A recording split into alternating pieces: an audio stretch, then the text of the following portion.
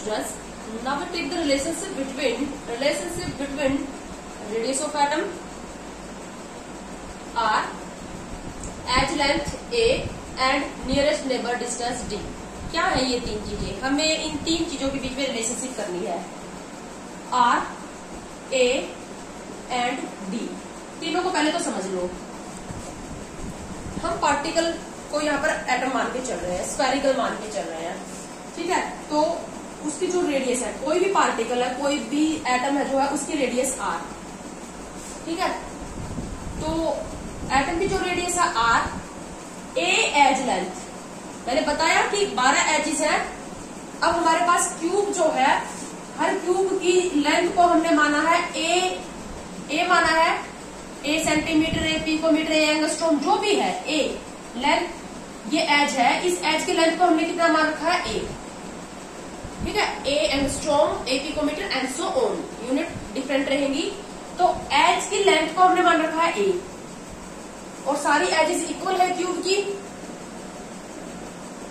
जो लेंथ इसकी है वही लेंथ इसकी होगी. ये भी a है और ये भी क्या है? a ही है.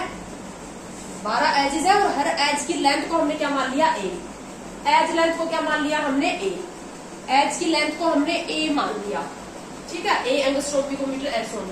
एंड नियरेस्ट नेबर डिस्टेंस, ये नियरेस्ट नेबर डिस्टेंस क्या है? जो दो पार्टिकल एक दूसरे को टच कर रहे हैं, जो दो पार्टिकल एक दूसरे को टच कर रहे हैं, उनके न्यूक्लियस से न्यूक्लियस के बीच का distance. Internuclear distance of two touching particle, जो दो पार्टिकल, दो एटम एक दूसरे को टच कर रहे हैं, उसके सेंटर से सेंटर, उसके न्यूक्लियस से न्यूक्लियस के बीच का डिस्टेंस, यानी कि एक रेडियस तो इसकी होगी और एक इसकी, तो ये कितनी हो जाएगी? d.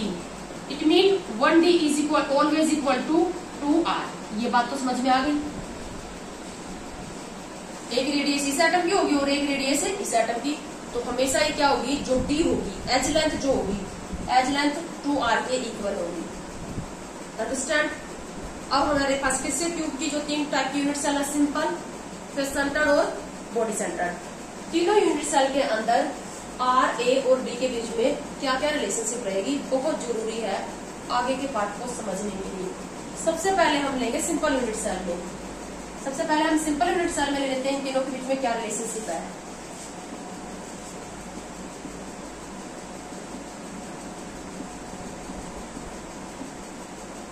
जो हमारी सिंपल यूनिट सेल है, सिंपल यूनिट सेल में आपको पता है पार्टिकल सिर्फ कॉर्नर पर प्रेजेंट है, और मैंने आपको ये बताया था कि सिर्फ सिंपल यूनिट सेल के अंदर ही कॉर्नर वाले पार्टिकल एक दूसरे को टच करेंगे. सिंपल यूनिट सेल में पार्टिकल सिर्फ कॉर्नर पर होंगे और सिर्फ सिंपल यूनिट सेल में ही पार्टिकल एक दूसरे को टच करेंगे, बाकी किसी में पार्टिकल एक दूसरे को टच नहीं करेंगे. कॉर्नर वाले पार्टिकल, जैसे कि यहाँ पर है. अब जैसे कि मैंने यहाँ पर उठाया, कोई भी मैं इस एज को उठा लू, तो यहाँ है एक पार्टिकल और एक पार्टिकल यहाँ है, यानी कि ये जो एक एज है इसमें है दो पार्टिकल. इस तरह से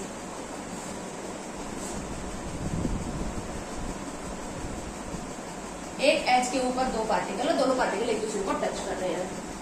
इस एज के ऊपर ये पार्टिकल लगा हुआ है, ये पार्टिकल लगा हुआ है, ठीक है. हर एज के ऊपर क्या है? दो पार्टिकल, और दोनों पार्टिकल क्या कर रहे हैं? एक दूसरे को टच कर रहे हैं. तो अब हमें क्या करना है सिंपल यूनिट सेल में? सबसे पहले ये जो एज है a, इसको एज लेंथ, एज की जो लेंथ है उसको हमने क्या मान रखा है? a. क्या a इक्वल टू d भी है? a इक्वल टू d है. ये दोनों पार्टिकल एक दूसरे को टच कर रहे हैं इस तरह से, ये दोनों पार्टिकल. तो इसकी यहाँ दो जो पार्टिकल एक दूसरे को टच कर रहे हैं, उसके सेंटर से न्यूक्लियस के बीच का डिस्टेंस. सो ये a है और a इक्वल टू क्या है? ये a भी है और ये a ही क्या है? d भी है, और ये दो r के इक्वल भी है. समझ में आ रही है? सिंपल यूनिट सेल के अंदर जो एज है, एक एज की जो लेंथ है वो है a, ठीक है, और a ही क्या है? d के इक्वल भी है. नियरेस्ट नेबर डिस्टेंस, दोनों कॉर्नर वाले पार्टिकल एक दूसरे को टच कर रहे हैं और उसके न्यूक्लियस से न्यूक्लियस के बीच का डिस्टेंस, ये एक पार्टिकल की रेडियस होगी, ये दूसरे पार्टिकल की रेडियस होगी.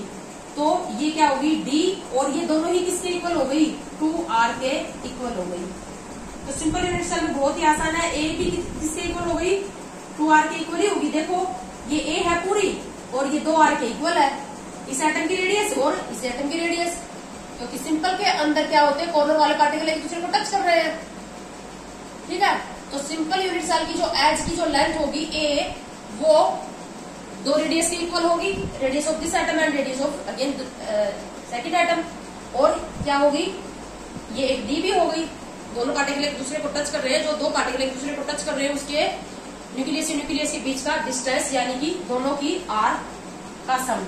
तो ये समझ में आ गया सिंपल यूनिट सेल में। सिंपल यूनिट सेल में a equal to d and both equal to 2r, बहुत आसान। उसके बाद अब हम करेंगे जो सबसे इंपॉर्टेंट जो यूनिट सेल है ना, वो है face centred unit cell.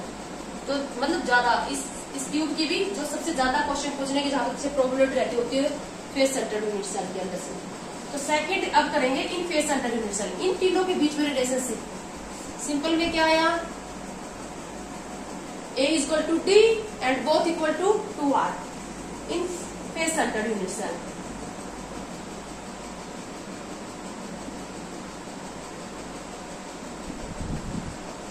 Face centred unit cell में अब हमें ये देखना है फेस सेंटर्ड यूनिट सेल में पार्टिकल कहाँ कहाँ पर होते हैं। हमें face centred unit cell draw करनी है, कॉर्नर में है और हर फेस के सेंटर में है पार्टिकल। मैं सिर्फ एक फेस ले रही हूँ सिंप्लिसिटी के लिए, ये कॉर्नर और ये कॉर्नर। ठीक है, हर कॉर्नर पर है पार्टिकल और हर एक फेस के सेंटर में भी है, फेस सेंटर्ड यूनिट सेल। तो अब हमें ये देखना है आर ए और डी के बीच में क्या रिलेशनशिप है। मैं ये ऊपर वाला फेस उठा रही हूँ, चाहे मैं जैसे तुम्हें यहाँ पर पढ़ा रही हूँ, यहाँ पर तुम्हें अच्छा अच्छे से दिखाई देगा, ये वाला फेस उठा लिया मैंने, ये वाला फेस। ठीक है, तो क्या है इस कोने पे एक पार्टिकल है, फिर इस फेस के सेंटर में भी है एक पार्टिकल और फिर उस कोने पर भी है एक पार्टिकल। तो बेटा फेस के अपोजिट कॉर्नर को मिलाने वाले जो लाइन होती है वो होती है फेस डायगोनल। फेस के अपोजिट कॉर्नर को मिलाने वाली लाइन क्या होती है फेस डायगोनल, यानी कि इस कोने को इस कोने से ही मिलाऊं मैं, इसी फेस के कोने हैं ये दोनों, इस फेस के इस कोने को मैं अगर इस कोने से मिलाऊं तो वो फेस डायगोनल होगी। ठीक है ना, या छत पे भी देख सकते हो तुम, रूम पे देख सकते हो, ये वाला है और इसके अपोजिट में उधर जाके मिलाऊंगी मैं, तो फेस डायगोनल। ये भी देखो मैंने यहाँ पर ड्रॉ किया, ये फेस डायगोनल। अब अगर एक फेस डायगोनल में तुम चलोगे तो कितने पार्टिकल आएंगे, दो तो कोने वाले और एक फेस के सेंटर वाला। यहाँ से यहाँ देखो, एक तो ये इस कोने वाला पार्टिकल आ जाएगा, एक ये बीचों बीच वाला पार्टिकल आ जाएगा और एक उस कोने वाला पार्टिकल आ जाएगा जो एक दूसरे को टच कर रहे हैं। तो अगर फेस सेंटर्ड में फेस डायगोनल को देखोगे तो 3 पार्टिकल आएंगे, तो 3 पार्टिकल है इस फेस डायगोनल के अंदर। अब आर कितनी है ये देख लो तुम, इस फेस डायगोनल में कितनी आर रेडियस बन रही है। एक तो इस एटम की आर ये होगी और इसकी आर आर और एक आर, इस तरह से है ना ये 3 पार्टिकल फेस डायगोनल में। यहां से ये फेस डायगोनल, यहां से यहां तक है ये फेस डायगोनल। तो आर एक कोने वाले पार्टिकल दूसरा, और इसकी तो दोनों ही रेडियस आ गई ना, तो 4r face diagonal is equal to 4r।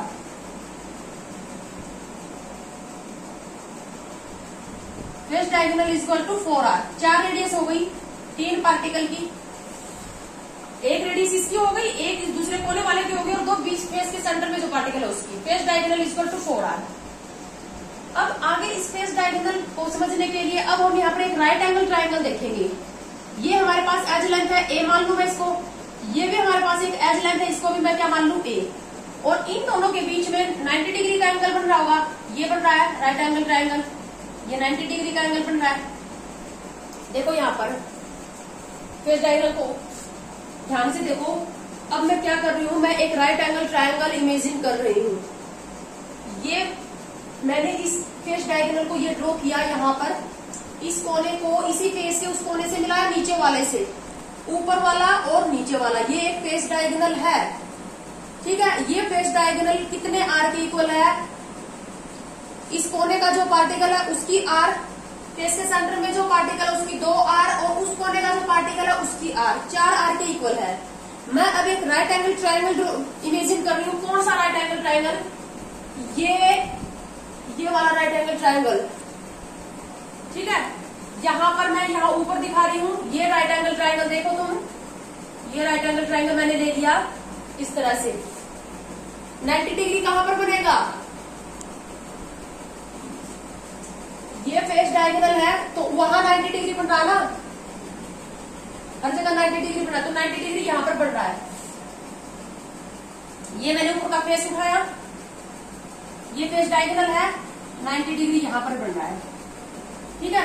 ये जो है ये पार्टिकल है, ये पार्टिकल है और ये पार्टिकल है, आर आर आर और आर। तो ये जो फेस डायगोनल है ये 4r के इक्वल है।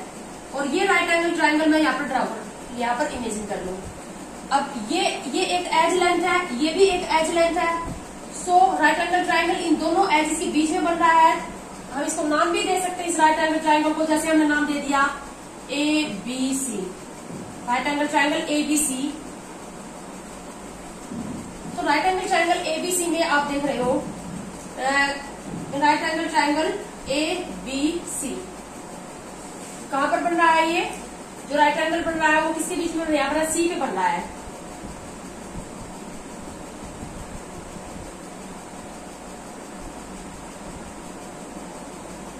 In right angle triangle ABC, ठीक है। तो पाइथागोरस थ्योरम हम लगाएंगे तो जो ये हमारे पास ये AC स्क्वायर हो जाएगा, AC square sorry AC square is equal to क्या हो जाएगा? AB square plus BC square. इसे ड्रॉ कर रही हूं मैं एक बार, इसके ऊपर थोड़ा रफ हो गया, ये मैंने ज्यादा डार्क कर दिया। ऊपर वाला उठा रही हूं मैं। तुम किसी भी फेस डायग्राम को इमेजिन करो और यहाँ पर एक राइट एंगल ट्रायंगल बनेगा, दोनों एजेस के बीच में, हर दो एज के बीच में राइट एंगल ट्रायंगल ही बन रहा है। तो मैंने यहाँ पर, चाहे मैं इसको यहाँ पर ले लूं ऐसे, ABC राइट एंगल ट्रायंगल यहाँ पर बन रहा है 90 डिग्री। तो ये हमारे पास क्या होगी? ये फेस डायगोनल है, ये होगी face diagonal AC square is equal to क्या हो जाएगा? AB square plus BC square. यहाँ 90 डिग्री बन रहा है दोनों एजेस के बीच में। AB क्या है? एज है, A है इसकी लेंथ। BC भी क्या है? एज लेंथ है, A है। तो A का स्क्वायर प्लस A का स्क्वायर। और जो AC है उसको मैं 4R लिख रही हूँ क्योंकि मुझे A और R के बीच में रिलेशनशिप चाहिए। AC 4R के इक्वल है, बार बार बता चुकी हूँ। 4R R और R। तो AC की जगह मैंने 4R का स्क्वायर लिख दिया। 4R square is equal to A square plus A square. Understand? A और R के बीच में रिलेशनशिप D कितनी है? ये जो AC है इसमें D कितनी है? Always 1D is equal to 2R। So 4R is equal to कितनी हो गई? 2D। D भी कितनी है? देखो यहां से यहां तक एक D बन गई और यहां से यहां तक एक D। ये एक D बन रही है और एक D बन रही है, 2D बन रही है। यहाँ पर एक फेस डायगोनल में 4R और 2D है, तो 4R को ही मैं 2D भी लिख सकती हूँ। यहीं से आएगी A और R के बीच में रिलेशनशिप, और यहीं से किसके बीच में आ जाएगी? D और R के बीच में भी आ जाएगी रिलेशनशिप। बस 4R की जगह तुम क्या कर दोगे? 2D कर दोगे, तो यहाँ D और A के बीच में रिलेशनशिप आ जाएगी। बस तुम्हें ये रिलेशनशिप याद रखनी है। सो आगे करें अब हम इसको कर सकते हैं। 4R स्क्वायर इक्वल टू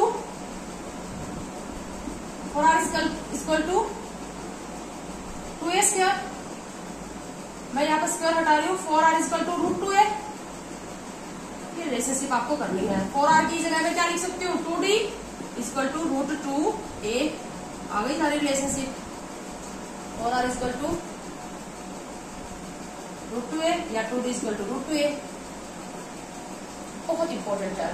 आगे का सारा काम इसी के साथ होगा, चाहे हमें पैकिंग फ्रैक्शन निकालना है या हमें डेंसिटी निकालनी है, जो मतलब जहां से न्यूमेरिकल पूछने की जहां पर कोई गुंजाइश होती है, इन रिलेशनशिप के बगैर नहीं हो पाएगा।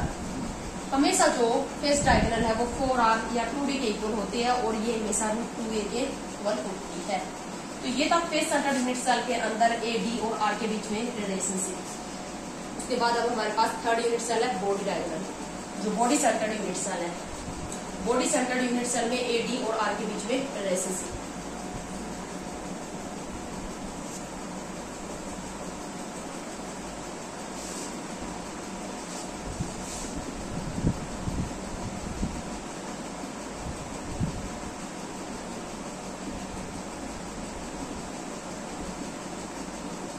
बॉडी सेंटर्ड यूनिट सेल में ए डी और आर के बीच में रिलेशनशिप हमें करनी है।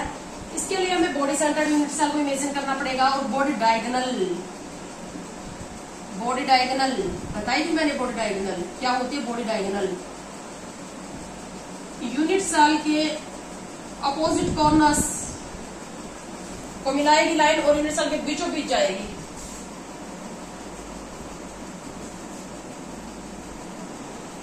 यूनिट सेल का जैसे ये वाला कॉर्नर और इसके अपोजिट में जो नीचे जो कॉर्नर है वो उसको मिलाएगी ये लाइन, जो बॉडी डायगोनल है वो। जैसे कि मैं यहाँ पर बताऊं आपको, फिर से बता रही हूँ, बॉडी डायगोनल इस कोने को उस नीचे वाले कॉर्नर के साथ मिलाएगी। ठीक है, तो इस कोने को इसके साथ मिलाने वाली लाइन इसको इसके साथ नहीं मिलाएगी, ये तो फेस की होगी, पीछे वाले फेस की हो जाएगी। ये तो ये भी इसी पीछे वाला फेस है और ये भी पीछे वाला फेस है, ये भी आपस में फेस को ही मिलाएंगी। तो या तो जैसे कि इसको इससे मिलाने वाली लाइन या इसको इससे वाली मिलाएगी ये लाइन। ठीक है ना, ये वाली जो लाइन होगी इस फेस इसको इससे मिलाएगी ये लाइन। ये है बॉडी डायगोनल। तो बॉडी डायगोनल, अब बॉडी डायगोनल में तुम्हें पता है पार्टिकल ये टच करेंगे, ये पार्टिकल आपस में। इसको आठों कोनों पे एक पार्टिकल रखा है और एक बहुत बड़ा पार्टिकल यहाँ पर बीच में रखा है ऐसे। तो ये आठों कोने वाले पार्टिकल क्या कर रहे हैं? इस बीच वाले पार्टिकल को टच कर रहे हैं। ठीक है, इस तरह से एक बहुत बड़ा पार्टिकल इस तरह से रखा हुआ है। ये पार्टिकल हो गए और ये पार्टिकल मतलब ये तो एक साइड के हो गए, आगे के हो गए, पीछे के भी ऐसे इमेजिन करो, पीछे के भी इसको टच कर रहे हैं, पार्टिकल इसको टच करेंगे। ठीक है, तो अगर हम एक बॉडी डायगोनल ड्रॉ करेंगे, जैसे हम यहाँ पर एक बॉडी डायगोनल ड्रॉ कर रहे हैं, तो बॉडी डायगोनल में कितने पार्टिकल आएंगे? इस कोने वाला पार्टिकल और एक ये बीच में जो सेंटर में रखा है ये पार्टिकल और एक उस कोने वाला पार्टिकल, 3 पार्टिकल आएंगे एक बॉडी डायगोनल में। जो बॉडी सेंटर्ड यूनिट सेल है उसकी बॉडी डायगोनल में 3 पार्टिकल आएंगे, दोनों कॉर्नर वाला और एक जो बॉडी के सेंटर में रखा है वो, और बॉडी के सेंटर वाले पार्टिकल को ये दोनों पार्टिकल टच कर रहे हैं। वास्तव में ये पार्टिकल ये आपस में टच में है। ये जो बॉडी डायगोनल है ये इस तरह से है जैसे फेस डायगोनल है। ठीक है, अब सीसी में तो बॉडी डायगोनल में भी एक आर, इसकी आर और एक आर, बॉडी डायगोनल भी 4R के इक्वल होती है। लेकिन किस में? बीसीसी में। बॉडी सेंटर्ड की बॉडी डायगोनल भी 4R के इक्वल होती है। 4R यहां से यहां तक एक डी हो गया, ये एक डी, और यहां से यहां तक एक और D. So body diagonal, body centred की बॉडी डायगोनल जो होगी वो भी body diagonal is equal to क्या होगी? 4R is equal to 2D। ठीक, जैसे कि फेस सेंटर्ड की फेस डायगोनल होती है, फेस सेंटर्ड की फेस डायगोनल में भी 3 पार्टिकल होते हैं। 3 पार्टिकल में बीच वाले पार्टिकल की दोनों रेडियस आएंगी और कॉर्नर वाले पार्टिकल की एक रेडियस आएगी। बॉडी डायगोनल में भी 3 पार्टिकल हैं, आपस में टच कर रहे हैं तीनों पार्टिकल, तो 4R और 2D होंगे। ठीक है, तो अब हमें क्या करना है? आगे ए डी और आर के बीच में रिलेशनशिप करनी है। ये आपको बात याद रखनी पड़ेगी। अब बॉडी डायगोनल को समझने के लिए भी हमें यहाँ पर एक राइट एंगल ट्रायंगल को इमेजिन करना पड़ेगा। एक राइट एंगल ट्रायंगल देखना पड़ेगा कहाँ कहाँ पर बन रहा है ये बॉडी डायगोनल। मैं फिर से यहाँ पर एक बॉडी डायगोनल ड्रॉ कर लेती हूँ। ये और ये एक बॉडी डायगोनल मैंने इमेजिन कर ली और यहाँ पर ये बीच वाला पार्टिकल है, ये है बॉडी डायगोनल। ये पार्टिकल आपस में टच कर रही है। ठीक है, राइट एंगल कहाँ पर बनेगा? अगर मैं यहाँ पर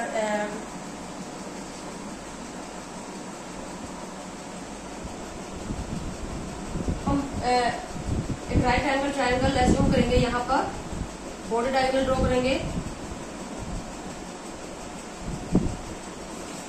बॉडी बॉडी डायगोनल को ध्यान से देखना है। इसको इससे अगर मैं मिलाऊंगी तो ये तो फेस डायगोनल ही हो जाएगी, इसको इससे मिलाऊंगी तो भी फेस डायगोनल हो जाएगी। एक पार्टिकल, एक कोना पीछे वाले फेस का पकड़ना है और एक आगे वाले फेस का पकड़ना है, ठीक है। इन दोनों को मैं मिला रही हूँ, ये फेस डायगोनल है और बीच में भी है ये एक पार्टिकल और ये आपस में टच कर रहे हैं वास्तव में।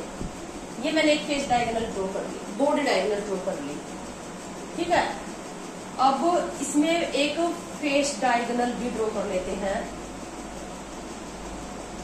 ये मैंने फेस डायगोनल ड्रॉ कर ली और इसको आपस में मिला दिया, तो यहाँ एक राइट एंगल ट्रायंगल आपको अब बनता हुआ दिखाई दे रहा होगा। आपको जस्ट अपने रूम को इमेजिन करना पड़ेगा, यहाँ पर बनेगा राइट एंगल ट्रायंगल।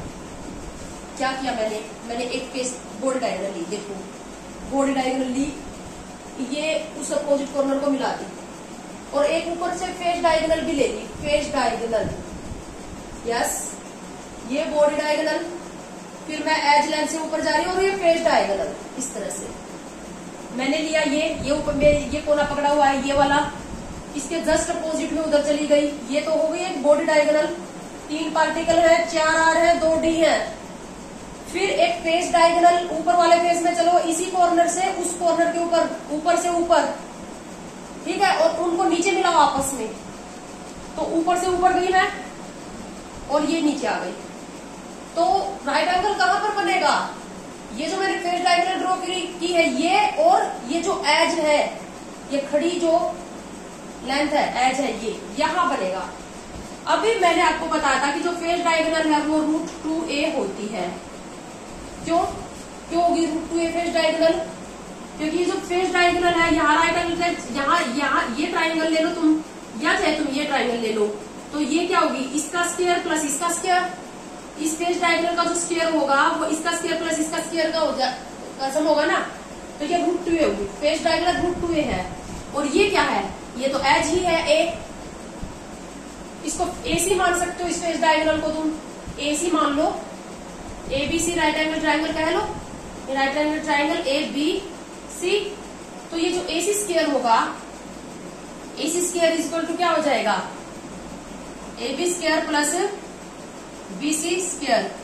AB ये है हमारी फेस डायगोनल, तो ये है √2a का स्क्वायर प्लस BC हमारी एज है a का स्क्वायर, तो क्या हो जाएगा ये √3a। एक सेकेंड, √2a का स्क्वायर प्लस a का स्क्वायर हो जाएगा ये हमारे पास। अच्छा, ये जो AC स्क्वायर है ये किसके इक्वल है, ये आपस में टच कर रहे हैं, तो क्या होगी 4r का square is equal to √2a का स्क्वायर प्लस a का square. So 4r is equal to क्या हो जाएगा √3a। 4r is equal to √3a, बस आपको ये बात याद रखनी है। 4r is equal to √3a body diagonal में, बॉडी सेंटर्ड में, और 4r is equal to √2a face centred में। ये रिलेशनशिप भूलने की बात ही नहीं है। 4r इज इक्वल टू कितना हो जाएगा 2d, so 2d is equal to √3a। बस 4r is equal to √3a body centred में, 4r is equal to √2a face centred में। 4r इज इक्वल टू क्या होगा 2d is equal to √3a। तो ये रिलेशनशिप है AD और R तीनों के अंदर, सिंपल, बॉडी सेंटर और फेस सेंटर। इन्हीं रिलेशनशिप की हेल्प से आगे का जो बहुत इंपॉर्टेंट काम है पैकिंग एफिशिएंसी, तीनों के अंदर पैकिंग एफिशिएंसी निकालने में, पैकिंग परसेंटेज, पैकिंग फ्रैक्शन, इन तीनों रिलेशनशिप के भी आपके ऊपर ही हम 60 में निकाल देंगे। नेक्स्ट वीडियो में करेंगे हम ये काम।